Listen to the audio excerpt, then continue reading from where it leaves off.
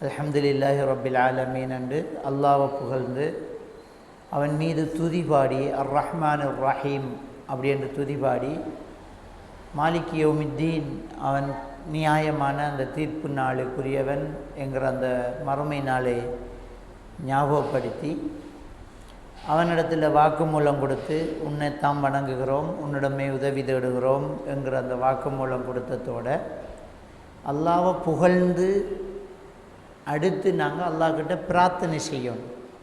அதுதான் அடுத்த வசனம், இஹ்தின ஸிராத்தல் முஸ்தகீம். யா அல்லாஹ், ஸிராத்தல் முஸ்தகீமை எங்களுக்கு வழங்குவாயாக அப்படின்ற அந்த பிரார்த்தனை நம்ம கேட்குறோம். இந்த ஸிராத்தல் முஸ்தகீம் அப்படி என்றால் என்ன? அப்படி என்றால் இப்போ இஹ்தினா அப்படின்னு சொன்னால் அதனுடைய அர்த்தம் எங்களுக்கு வழங்குவாயாக அப்படிங்கிறது இமாம்கள் அதனுடைய வார்த்தைக்கு சொல்கிறாங்க, வழிகாட்டுவாயாக. அந்த நேரடியான அர்த்தம் இஹ்தினா, எங்களுக்கு வழிகாட்டுவாயாக, எங்களுக்கு வழங்குவாயாக அப்படிங்கிற அந்த அர்த்தம் அதுக்கு என்ன செய்யுது, வருது. அப்போ அல்லாஹ்வை புகழ்ந்தால் அடுத்தது அல்லாஹ்விடத்தில் நம்முடைய தேவைகளை கேட்குறது. அந்த கேள்வி இஹ்தினா, எங்களுடைய ஹாஜத்தை நாங்கள் அல்லாஹ்கிட்ட கேட்குறோம். அதில் முக்கியமான ஒரு ஹாஜத்து என்ன அப்படி என்றால் ஸிராத் அல் முஸ்தகீம். ஸிராத் என்றால் பாலத்துக்கு சொல்கிறது, நேர்வழிக்கு சொல்கிறது, வழி, நேர்வழி அப்படிங்கிறதுக்கு அந்த ஸிராத்ங்கிறத என்ன செய்யப்படும், சொல்லப்படும். ஏன்னா அல்லாஹ்க்கு சுப்ஹானஹு வ தஆலா வேறு வசனங்களை சொல்லும்போது சூரத்து நஹல் 121வது வசனத்தில் அல்லாஹ் தஆலா இப்ராஹிம் நபியை பற்றி சொல்லும்போது அந்த இப்ராஹிம் நபி அல்லாஹ்வுடைய அருளுக்கு நன்றி செலுத்தக்கூடியவராக இருந்தார் அப்படி என்று சொல்லிட்டு இஜ்தபாஹு வஹதாஹு இலா ஸிராத்தின் முஸ்தகீம் என்று அல்லாஹ் தஆலா சொல்கிறார். நாம் அவரை தேர்ந்தெடுத்து அவருக்கு நேர்வழியை காட்டினோம்ங்கிறார். அப்போ இந்த வசனத்தில் ஸிராத் முஸ்தகீம் என்கிறத நேர்வழி, அதை நாம் அவருக்கு காட்டினோம் என்று அல்லாஹ் தஆலா நேரான் சொல்லி காட்டுறான். அப்போ இதில் அந்த ஸிராத்ங்கிறதுக்கு நேர்வழி அப்படிங்கிற அர்த்தமும் இருக்குது.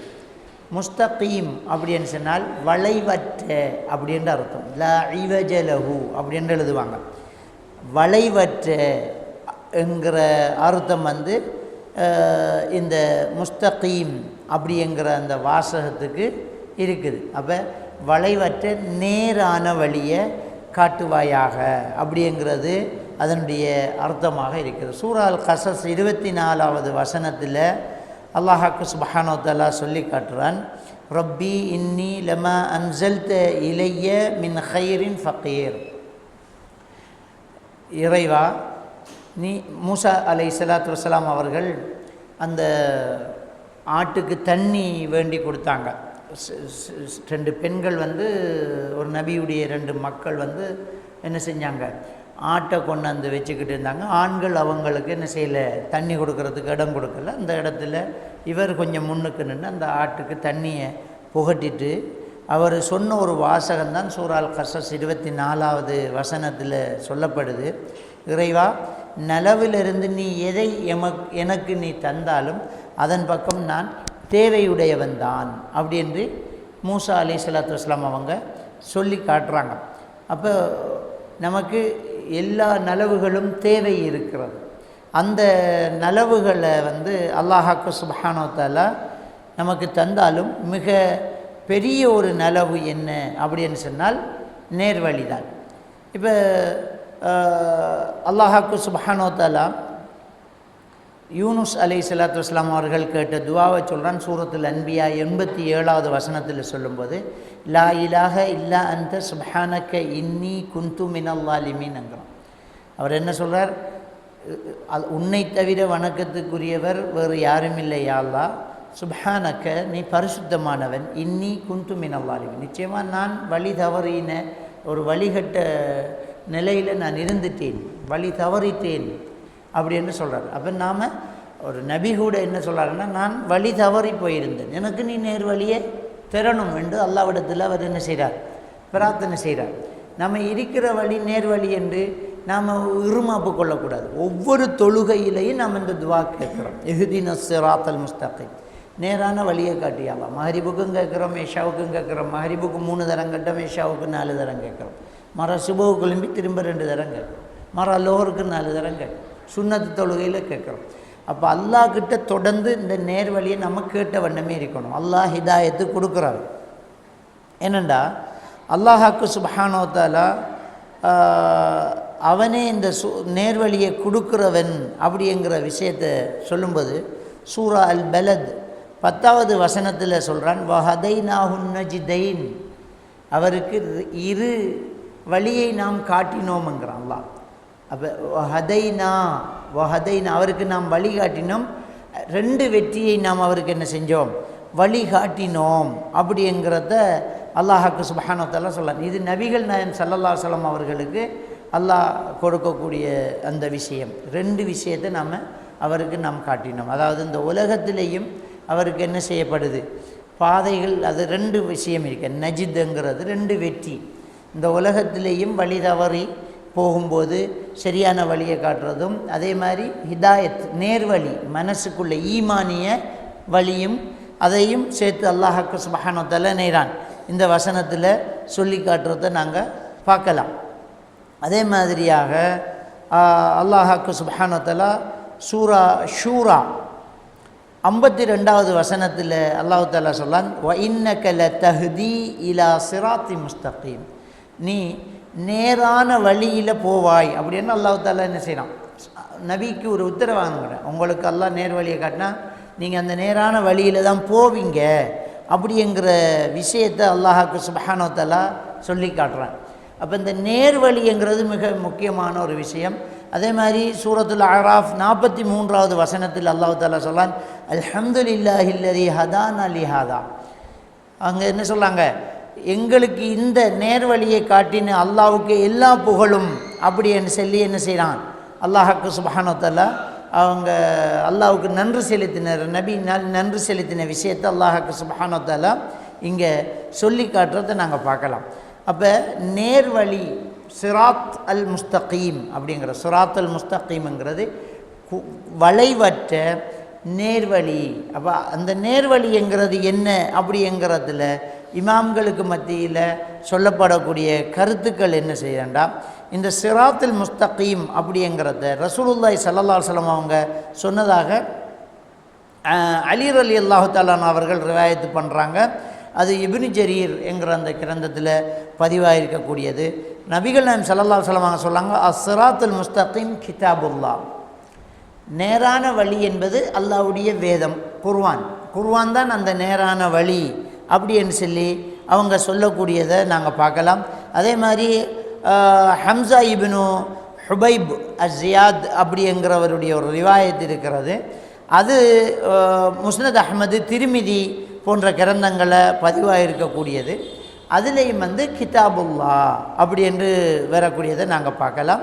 அதே மாதிரி ஹபுலுல்லா அல் மதீன், அது அல்லாஹ்வுடைய உறுதியான கயிறு. அல்லாஹ்வோட வேதத்துக்கு இப்படி ஒரு வார்த்தை சொல்கிறாங்க, ஹபுலுல்லாஹில் மதீன் அப்படிங்கிற ஒரு ரிவாயத்து அலி ரலியல்லாஹு தஆலா அவர்களை தொட்டும் அறிவிக்கப்படுது. அப்போ இந்த நேர்வழி என்கிறது என்ன அப்படி என்றால் அல்லாஹ்வுடைய வேதம் அப்படி என்று சொல்லி என்ன செய்யப்படுது, சொல்லப்படுது. ஒரு சில தஃப்ஸீருடைய அறிஞர்கள் என்ன சொல்கிறாங்கன்னு சொன்னால், அந்த நேர்வழி என்பது முஹம்மது நபி தான் அப்படிங்கிறாங்க.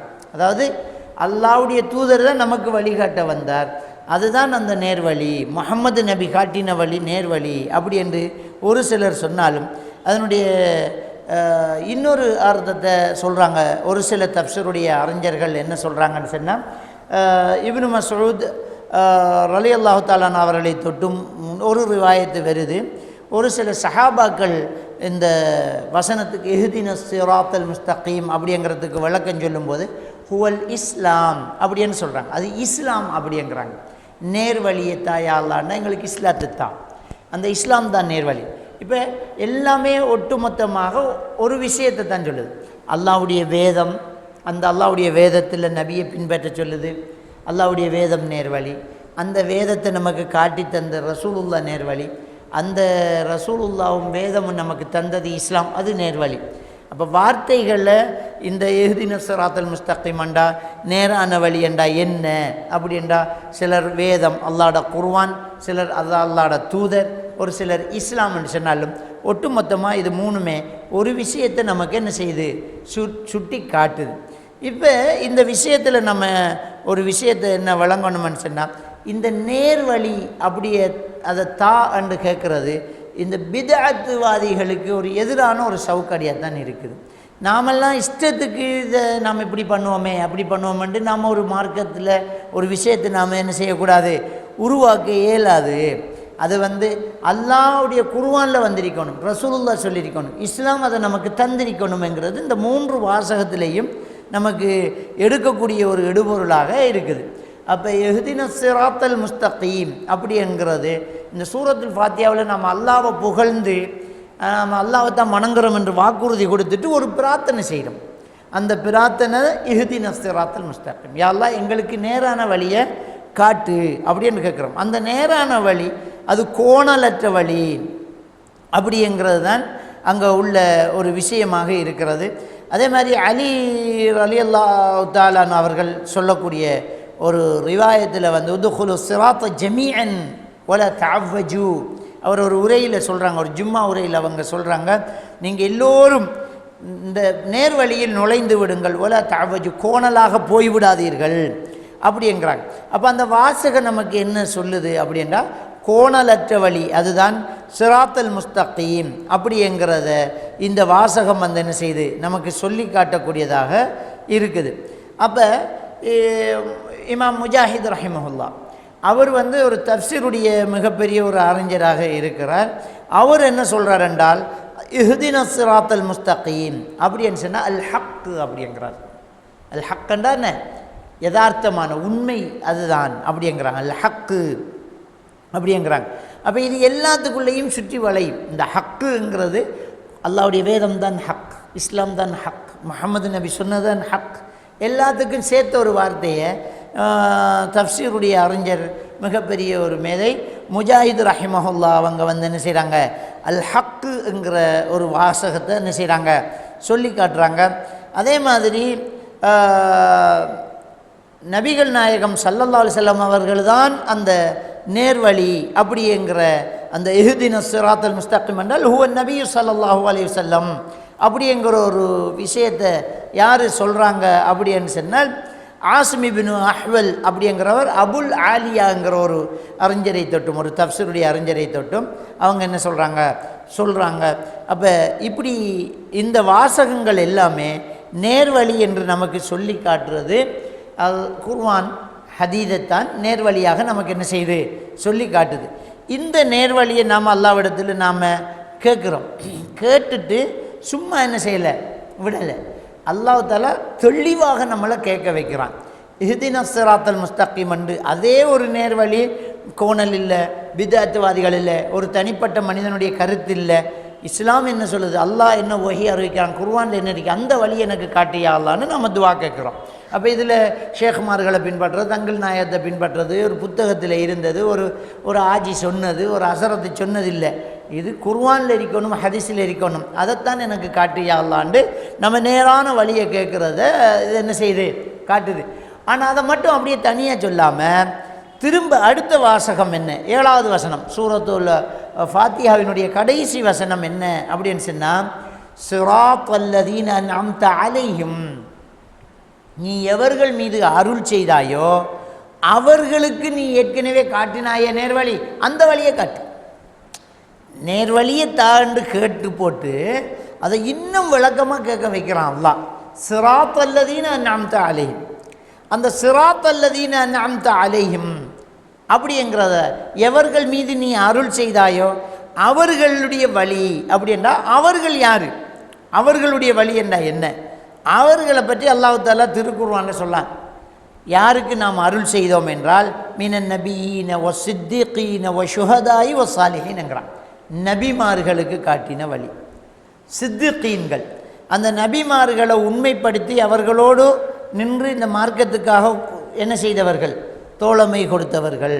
வ ஷுஹதா, அல்லாஹ்வுக்காக உயிர் நீத்தவர்கள், அல்லாஹ்வுடைய தூதரோடு இருந்து உயிர் கொடுத்தவர்கள், ஒஸ்ஸாலிஹீன் நல்லறியார்கள், இவர்களுக்கெல்லாம் நீ என்ன வழியை காட்டினாயோ அந்த வழியை எனக்கு காட்டியா அல்லான்னு நம்ம கேட்குறோம். சும்மா கண்ட நின்ற வழியெல்லாம் கிடையாதான். சிராத்தல்லதீன அன்அம்த அலைஹிம், யாருக்கு நீ நேர்வழியை காட்டினாயோ அந்த வழியை எங்களுக்கு காட்டு அப்படிங்கிற ஒரு பிரார்த்தனையாக அந்த பிரார்த்தனை இருக்கிறத நாங்கள் பார்க்கணும். அதோடு மட்டும் நிறுத்திக்கல, அதோடு மட்டும் நிறுத்திக்காமல் அடுத்தது என்ன சொல்லப்படுது அப்படின்னு சொன்னால், கைரில் மக்தூபி அலைஹிம், நீ எவர்கள் மீது கோபப்பட்டாயோ அவர்கள் போன வழியை காட்டிடாத. சும்மா எஹ்தின ஸிராத்தல் முஸ்தகீம் என்றாலே குர்ஆனுடைய வழியை காட்டியாலான்னு அர்த்தம். அப்போ வேறு ஒன்றும் தேவையில்லை, அவ்வளோத்தையே ஒரு திருப்தியான ஒரு பிரார்த்தனை தான். ஆனால் அந்த பிரார்த்தனையை அப்படியே நிப்பாட்டாமல் ஸிராத்தல்லதீன அன்அம்த அலைஹிம், நீ நேர் வழி காட்டினையே, நீ யாருக்கெல்லாம் அருள் செய்தாயோ அவர்களுக்கு நீ என்ன வழியை கொடுத்தாய் அந்த வழியை எங்களுக்கு தாயா அல்லாஹ், நபிமார்களுக்கு கொடுத்த வழியை தாயா அல்லாஹ், அவர்களுக்கு நீ என்ன நேர் வழியை காட்டின அந்த வழியை எனக்கு காட்டியா அல்லாஹ். வஷுஹதா சித்திகீன வஷுஹதாய் வசாலிஹின், இவர்களுக்கெல்லாம் நீ என்ன வழியெல்லாம் காட்டினாயோ அந்த வழியை எங்களுக்கு காட்டியா அல்லான்னு கேட்டுரும். அப்போ நேர் வழியை கேட்டு இன்னும் அதை சுட்டி காட்டி இன்னறிக்க இந்த நபிமார்களுக்கு காட்டினே வழி அந்த வழி யா அல்லாஹ் அப்படின்னு கேட்டு போட்டு, இது இல்லை யா அல்லாஹ், எது இல்லை, கைரில் மக்தூபி அலைஹிம், எவர்கள் மீது நீ கோபப்பட்டாயோ அவர்களுடைய வழி அல்ல அப்படிங்கிறான். யார் மேல் அல்லாஹ் கோபப்பட்டான்? யூதர்கள் அது போன்றவர், அவர்களை போன்றவர்கள். ஏன் அவர்கள் மீது கோபப்பட்டான் என்றால், அல்லதீன அரஃபுல் ஹக் வ தரக்கூஹு, உண்மை இதுதான் என்று அவர்களுக்கு தெரிந்து அதை கைவிட்டுட்டாங்க.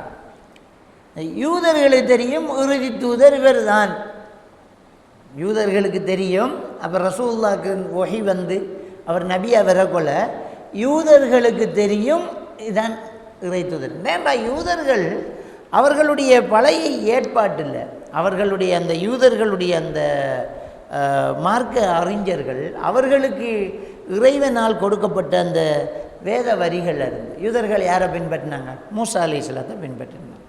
அந்த மூசா அலைஹிஸ்ஸலாத்து வஸ்ஸலாம் அவர்கள் கொடுத்த அந்த சுஹுஃபுகளை அந்த யூதர்களுக்கு தெரியும், ஒரு இறுதி நபி ஒருத்தர் பெறுவார் என்கிறது தெரியும். வழங்கிட்டா? அப்போ அந்த அந்த யூதர்கள் எப்படி நம்பிக்கிட்டு இருந்தாங்கன்னு சொன்னால், சல்மான் பாரிஸ் ரலியல்லாஹு தஆலா அவர்களுடைய வரலாறு எடுத்து நாம் பார்த்தா, சல்மான் பாரிஸ் ரலியல்லாஹு தஆலா அவர்கள் ஒரு நெருப்பு வணங்கியாக இருந்தாங்க. ஒரு மஜூசி நெருப்பு வணங்கி, பாப்பா ஊர் தலைவராக இருந்தார். இவரை வீட்டுக்குள்ளேயே வச்சு வளர்த்துருந்தார். அவரை வீட்டில் அணையா நெருப்பு இருந்துக்கிட்டே இருக்கும், அந்த நெருப்பு பற்றிக்கிட்டே இருக்கும், அந்த நெருப்பு அணையாது என்றதான் கடவுள். அதை எரிச்சுக்கிட்டே இருந்தால் வீட்டை விட்டு விட்டுக்கிறாங்கள. ஒரு தடவை இந்த சல்மான் பாரிஸ் ரலியல்லாஹு பாப்பாவுக்கு வெளியில் ஒரு வேலை ஒன்று இருந்துச்சு, அவரை தோட்டத்தில் ஒரு வேலை ஒன்று. மகன் அனுப்பினவர் போனவர் என்ன செய்கிறாண்டா, யூதர்களுடைய ஒரு வழிபாட்டு தளத்தை பார்த்தா அது அவருக்கு நல்லா பிடிச்சி போச்சு. பிடிச்சி அங்கே போய் இருந்து அதை பற்றி வாப்பா கிட்ட வரணுச்சுன்னா வாப்பா பயத்தில் கட்டி போட்டார். இல்லை வாப்பா அவங்க செய்கிறது நல்லா தெரியுது, எனக்கு அதுதான் உண்மையான மார்க்கம் போல் இருக்கணும்னா கட்டி போட்டுட்டார். கட்டி போனால் அதுக்கு தானே இவர் ஓடுறார். ஓடி பல இடங்களுக்கு போய் யூத தலைவர்களுக்கிட்ட போய் என்ன செய்கிறாங்க, போய் படித்து படித்து படித்து படித்து கிறிஸ்தவ தலைவர்கள்ட்ட போய் யூத தலைவர்கள்ட்ட போய் இப்படி இப்போ மாறி மாறி மாறி போகிறாங்க. போனால் அதில் இருந்த அந்த பாதிரி, அவங்களுடைய அந்த பாதிரி இருக்கார் இல்லையா, அவர் இவருக்கு கொடுத்த சில அடையாளங்கள் இருக்குது. என்ன அடையாளங்கள் கொடுக்குறாங்கண்டா, 2 பக்கம் மலைகளை கொண்ட ஈச்ச மரம் நிறைந்த ஒரு ஊருக்கு இறுதியாக ஒருவர் வருவார். அவரை போய் சந்தினி, அவரை முதுகில் இறுதி தூதுக்கான அடையாளம் இருக்கும். அவரை முதுகில் இறுதி தூதுக்கான அடையாளம் இருக்கும். அவர் அன்பளிப்புகளை ஏற்றுக்கொள்வார், ஆனால் சதக்கா ஜக்காத்துகளை அவர் சாப்பிட மாட்டார். அன்பளிப்பாக கொடுத்தா எடுப்பார், சக்காத் அவர் சாப்பிட மாட்டார். அவரை போய் சந்தி, அவர் சொல்கிறதால் நம்முடைய உண்மையான மார்க்கம் என்று சொன்னோன்னே சல்மான் பாரிஸ் வந்து அதை தேடுறாங்க. தேடி அவர் அடிபட்டு தவறுபட்டு கடைசியாக மதீனாவுக்கு வராங்க. அப்போ ரசூலுல்லாவும் ஹிஜ்ரத்து வராங்க. இந்த யூதர்களுக்கு தெரியும் இறுதி தூதர் மதீனாவில் வருவார், எஸ்ரப்ங்கிற இடத்துக்கு வருவார் என்று தெரியும். அப்போ அந்த யூதர்கள் ஒருத்தர் ஒரு ஃபாதரி தான் சொன்னது, இந்த 2 பக்கம் மலையாக உள்ள ஈச்ச மரம் நிறைந்த அந்த ஊருக்கு வருவார், அந்த ஊரில் அரபு பேசுவாங்கன்றும் சொல்லிட்டாங்க. அரபு பேசக்கூடிய ஒரு ஊருக்கு அரபு அல்லாத பாஷை பேசக்கூடிய சல்மான் பாரிசுகள் தான் தேடி வராங்க. அப்போ யூதர்கள் என்ன செய்கிறாங்கன்னு சொன்னால், அவங்களோட நம்பிக்கை பிரகாரம் எஸ்ரப்ங்கிற அந்த இடத்துக்கு தான் வருவார், அதில் நபி புறப்பாருன்னு நினச்சிக்கிட்டாங்க. அவங்களோட முன்னறிவிப்பின்படி என்ன நினச்சாங்கண்டா, மதீனாவில் நபி பிறக்க போகிறார், நம்முட யூத குடும்பத்துக்குள்ளே யாருக்கோ தான் அவர் பிறக்க போகிறார், நாம் முந்தி கொள்ளணும், இப்போதையே நாம் போய் மதீனாவில் குடியேறி வாழ்ந்தால் நம்முட குடும்பத்தில் ஒரு பிள்ளைக்கு முகமது பிறப்பார், அந்த இறுதி தூதர் பிறப்பாருன்னு இவங்க மதீனாவுக்கு வந்து குடியேறினாங்க. இவங்க நினைக்கல மக்காவில் பிறந்து இங்கே வருவாருண்டு. அல்லாஹ் தஆலா அவங்களோட கண்ணை மறைச்சி போட்டாங்க. இவங்க போய் மதீனாவில் என்ன அண்ணா பிறக்கும் நபி வருவார், முதுகில் அடையாளம் இருக்கும் என்றுக்கிட்டு இங்கே மதீனாவில் தேடிக்கு நிற்கக்கூட மக்காவில் முகமது நபி பிறந்து அவருக்கு 40 வயசில் அங்கே நபி பட்டம் கிடச்சி அவர் அங்கேருந்து அல்லாஹ்வினுடைய ஏற்பாட்டின் பிரகாரம் ஹிஜ்ரத்தாக மதீனாவுக்கு வந்தோடனே அவங்களுக்கு ஏற்றுக்கொள்ள இயலாமல் போயிடுச்சு.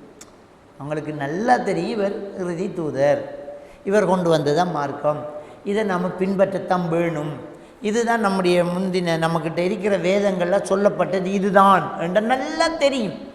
பிடிவாதம் எங்கட இனத்துக்குள்ளே வரல, அதென்ன குறைஷுக்குள்ளே வந்த, அப்படி பிடிவாதம் பிடித்தவர்கள் தான் இந்த யூதர்கள். உலகத்திலேயே ஆக மோசமானவர்கள் இந்த யூதர்கள்.